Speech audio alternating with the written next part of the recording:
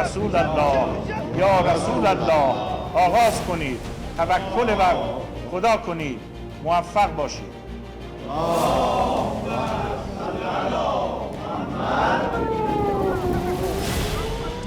The recent missile exchange between Israel and Iran has exposed a complex dynamic in how both nations frame their actions and justifications, with Israel's response focused on the vulnerability of their nationals while Iran insists it targeted only military installations. On the night of the attack, Iran launched almost 200 ballistic missiles towards Israel, marking its second major assault on Israel this year. While the barrage may have seemed like an aggressive escalation, Iran claimed it was a retaliatory strike aimed solely at military targets. اگر رژیم صهیونیستی که به دیوانگی رسیده کنترل نشه توسط امریکا و اروپا و بخواد چنین جنایت‌هایی رو ادامه بده و یا علیه حاکمیت و تمامیت ارضی ما وارد عمل بشه، عملیات امشب با چند برابر بزرگی تکرار خواهد شد و تمام زیرساخت‌های اونها مورد اصابت قرار خواهد گرفت. مردم اونها مورد هدف قرار نگرفتن، در حالی که این کار کاملا امکان پذیر بود. However, Israel has portrayed this as an unprovoked assault, using the event to reinforce its long-standing position of being under constant existential threat. איראן שיגרה אתמול כ-200 טילים לעבר מדינת ישראל. איראן תקפה מרחבים אזרחיים וסיכנה חיי אזרחים רבים. הודות להתנהגות אזרחית נכונה ולהגנה מאוד איכותית, הנזק קטן יחסית. אנחנו נגיב. אנחנו יודעים לאתר מטרות חשובות, אנחנו יודעים גם לפגוע בצורה מדויקת ועוצמתית. Israel's response to the attack has been swift and calculated. The Israeli military quickly announced that most of the missiles were intercepted, highlighting the success of its advanced air defense systems such as the Iron Dome and David Sling, in thwarting the majority of the missile onslaught. According to Israeli authorities, only a small number of missiles reached central and southern Israel, causing minimal damage. The only reported fatality was a Palestinian man in the West Bank who was hit by missile debris, not a direct strike. Despite the limited damage and absence of significant casualties, Israel has amplified the threat posed by Iran's missile attack, portraying itself as a victim of indiscriminate aggression. Israeli Prime Minister Netanyahu vowed retaliation, stating, איראן עשתה הערב טעות גדולה, והיא תשלם על כך. המשטר באיראן לא מבין את נחישותנו להגן על עצמנו, ואת נחישותנו לגמול לאויבינו. סינואר ודף לא הבינו זאת, נסראללה ומוחסן לא הבינו זאת, וכנראה יש בטהרן אלה שלא מבינים זאת. הם יבינו. נעמוד בכלל שקבענו. מי שתוקף אותנו, אנחנו תוקפים אותו. However, Iran's perspective on the attack is notably different. The Islamic Revolutionary Guard Corps, which conducted the strike, made it clear that the missiles were aimed at specific military installations, such as air bases in Nevatim and Hatzerim, as well as the Mossad headquarters near Tel Aviv. Iranian state media also highlighted that their targets were strictly military, avoiding civilian infrastructure to minimize unnecessary harm.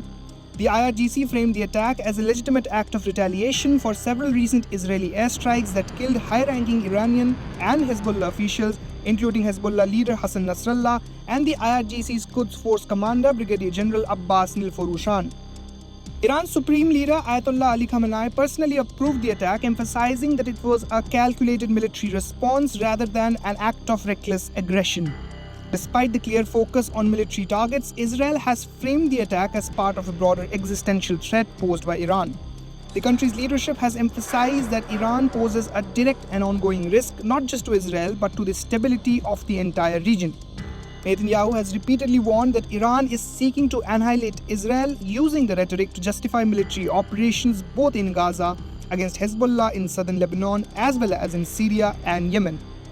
Yet, while Israel maintains that its actions are defensive, it has consistently escalated its military campaign, including the assassination of key Iranian and Hezbollah figures, which many see as provoking retaliation rather than deterring aggression. التصعيد الأخير في الأيام الماضية في لبنان هو ما حذرنا منه منذ بداية العدوان الإسرائيلي، وهو في تزايد، وقد عملت دولة قطر بشكل مكثف للوصول إلى وقف لإطلاق النار واحتواء الصراع، ولكن التطورات متسارعة، وبات خفض التصعيد هو أن يتوقف جيش الاحتلال عن حربه الظالمة على الأشقاء في غزة والضفة الغربية وعدوانه على لبنان. This duality of victimhood and military assertiveness reflects a broader pattern in Israeli rhetoric and action. By framing Iran's missile attack as a dangerous escalation, Israel positions itself as a nation under siege despite its military superiority and its ongoing offensive actions in Gaza, Lebanon, Syria, Yemen, and beyond.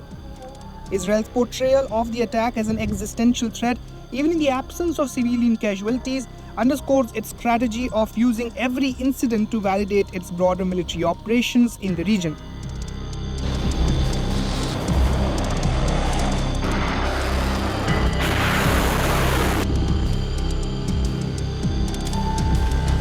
On the other hand, Iran's restraint in targeting only military assets during its missile barrage challenges Israel's narrative of unchecked Iranian aggression. امنیت منطقه امنیت همه ما مسلمان هاست و ما به هیچ وجه به دنبال جنگ و خونریزی نیستیم. از موقعی که بنده به عنوان رئیس جمهور انتخاب شدم در تمام صحبت ها تلاشم بر این بوده که بگیم ما به دنبال صلحیم، ما به دنبال آرامشیم. هیچ کشوری، هیچ منطقه‌ای با جنگ نمیتونه به توسعه برسه. ما به دنبال جنگ نیستیم. این اسرائیل که ما رو وادار میکنه که عکس العمل نشون بدیم و ما مجبور به پاسخ شدیم و اگر بخواهد طور دیگه عمل کند پاسخی محکمتر خواهیم داد و این چیزی است که جمهوری اسلامی بهش پایبند است. By avoiding civilian targets, Iran aims to assert that its actions are part of a justified retaliation, not an indiscriminate assault. However, this nuance is largely ignored in the Israeli and Western narratives, which continue to paint Iran as the primary destabilizing force in the region. The contrast between these narratives underscores the complexity of the ongoing conflict, where both nations seek to justify their actions on the world stage, often at the expense of clarity and truth. Bureau Report, India Today Global.